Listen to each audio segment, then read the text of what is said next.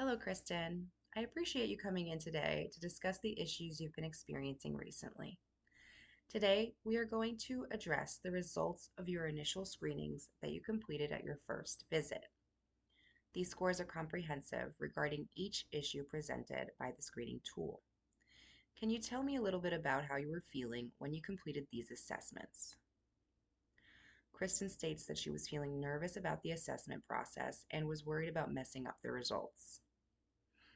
That definitely makes sense. Do you feel as though the results of the assessment are accurate? Kristen states that she believes that they are.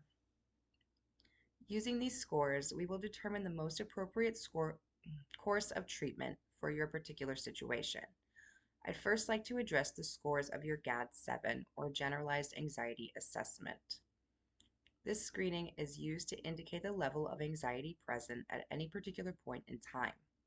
These results can vary greatly as they are based on a 2-week period, and as I'm sure you know, anxiety levels can tend to fluctuate.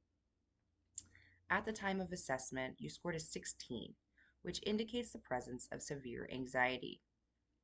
This was scored based on the sum of your answers on the assessment. Because of these results, we will be focusing on understanding and mitigating your anxiety during the treatment process. Additionally, you completed the PHQ-9, which will help to indicate your level of depression at the time of the exam. Again, these results can vary greatly as they are based on the previous 2 weeks before the exam was administered. Your score on the PHQ-9 was a 15, which was found the same way as the GAD-7 by adding the scores and comparing them to a number-based scoring system. A score of 15 indicates that you were experiencing moderately severe depressive symptoms at the time of the exam. As you can see here on your assessment, you answered nearly every day to several markers for depressive symptoms. These answers added to your other experienced symptoms helped to render a score of 15. Because of your score of 15, your treatment will be focused on mitigating your depression as well as a possible referral to a psychiatric provider for medication management services. I do understand that this might be daunting, but I want to ensure that these screenings are I want to ensure you that these screenings are comprehensive and are simply a tool used to address the immediate issues you are experiencing. This can help me to personally tailor your treatment and our goals for treatment to make sure you are receiving the utmost quality of care that will provide you with the most effective results.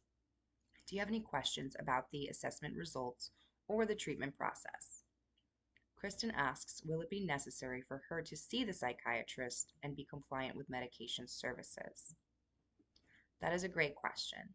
It isn't necessary for you to utilize the referral I will be providing for you for psychiatric services. This would just be an additional resource for support to make sure that you have been provided with every possible avenue for wellness.